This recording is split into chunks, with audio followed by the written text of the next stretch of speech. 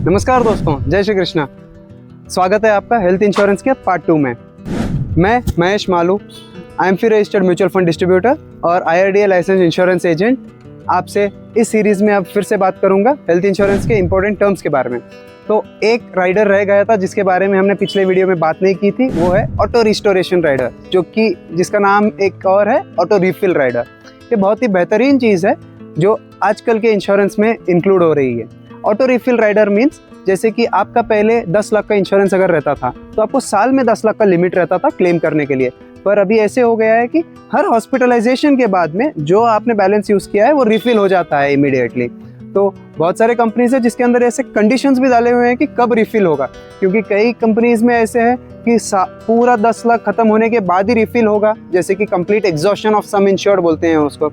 या फिर कई और पॉलिसीज है जिसमें partial utilization of sum insured के टाइम पे भी रिफिल हो जाता है। और कई और इंश्योरेंस कंपनीज ऐसी हैं जहाँ पे अगर आपका पॉलिसी 10 लाख का है और आपने सिर्फ 4 लाख क्लेम किए हैं तो आपको रिमेनिंग 6 लाख और अलग से 10 लाख, टोटल 16 लाख आप ले सकते हैं अगले क्लेम के। तो इसीलिए आपको जानना ज़रूरी है कि आपके उस पॉलिसी में कंडीशंस कौन से हैं। तो जैसे मैं आपको हमेशा कहता हूं, मैं आपके लिए हमेशा अवेलेबल हूं, चाहे कोई क्लैरिफिकेशन हो या गाइडेंस हो, पॉलिसी बाई करने या रिव्यू करने। ये ऑटो रिस्टोरेशन बेनिफिट बहुत इंपॉर्टेंट पॉइंट और बहुत अच्छा पॉइंट है, तो मैं आपको रिक्वेस्ट करता हूं कि आप छोड़िएगा मत जब आप पॉलिसी लेते हैं। तो ये पॉइंट बहुत ज़रूरी है लेने के लिए। एक और बेनिफिट है जो कॉमन बेनिफिट है, वो है टैक्स सेविंग बेनिफिट। जैसे कि जो आप हेल्थ इंश्योरेंस का प्रीमियम पे करते हैं वो 80D क्लॉज के अंदर आप क्लेम कर पाएंगे प्रीमियम अमाउंट का टैक्स सेविंग पर्पस के लिए। अगर आपने ओल्ड टैक्स रिजिम चूज़ किया है तो आप क्लेम कर पाएंगे, और अगर आपने न्यू टैक्स रिजिम चूज़ किया है तो आप क्लेम नहीं कर पाएंगे। और इसी तरह से टैक्स रिलेटेड वीडियोस भी मैं आपके लिए बनाऊंगा और इनकम टैक्स रिलेटेड काफ़ी सारे पॉइंट्स मैं आपके लिए क्लैरिफाई करते जाऊंगा। हम बात करेंगे एक्सक्लूजन्स के बारे में। हेल्थ इंश्योरेंस में कई सारी चीज़ें कवर नहीं भी होती है, चाहे वो कोई भी कंपनी रहो।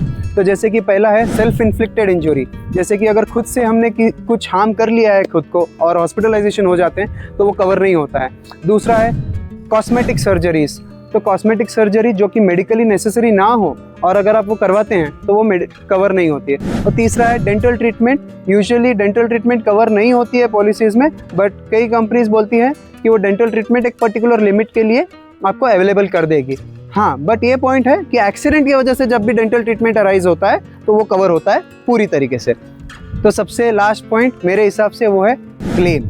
तो क्लेम ऐसी चीज़ है जिस वजह से आपने हेल्थ इंश्योरेंस लिया है, तो आपको ध्यान रखना है कि क्लेम में 2 तरीके के क्लेम रहते हैं, एक है कैशलेस क्लेम, एक और है रीइंबर्समेंट क्लेम।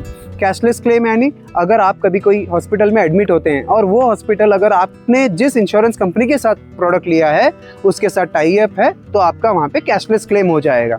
और अगर वो इंश्योरेंस कंपनी का उस हॉस्पिटल के साथ टाई अप नहीं है तो वहाँ पे आपको रीइंबर्समेंट क्लेम लेना है। जैसे कि आपको पहले बिल पे करना है और वो सारे bill, documents, discharge summary and काफ़ी सारे मेडिकल डॉक्यूमेंट्स आपको क्लेम फॉर्म के साथ कंपनी को भेजना है और कंपनी आपका रीइंबर्समेंट प्रोसेस करेगी।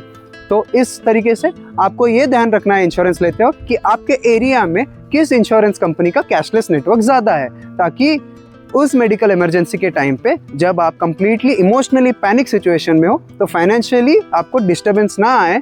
इसलिए कैशलेस नेटवर्क हॉस्पिटल्स काफ़ी सारे रहने चाहिए आपके एरिया में या आपके सिटी में। और क्लेम स्पेसिफिक एक पर्टिकुलर वीडियो में बनाऊंगा आपके लिए, जहाँ पे हम डिस्कस करेंगे कैशलेस क्लेम में क्या दिक्कत आती है, रीइंबर्समेंट क्लेम में क्या दिक्कत आती है और क्लेम फॉर्म कैसे भरा जाता है। तो इन सारी चीज़ों के लिए मैं हूँ आपके साथ। आप मुझे कांटेक्ट कर सकते हैं डिस्क्रिप्शन में दिए हुए व्हाट्सएप लिंक के द्वारा। मिलते हैं दोस्तों अगले वीडियो में, जहाँ पे मैं डिस्कस करूँगा ऐसे ही पर्सनल फाइनेंस, इंश्योरेंस और इन्वेस्टमेंट रिलेटेड टॉपिक्स के ऊपर। आशा करता हूँ ये वीडियो आपको यूज़फुल लगा। प्लीज़ दोस्तों इस वीडियो को लाइक करें और चैनल को सब्सक्राइब करें। जय श्री कृष्णा।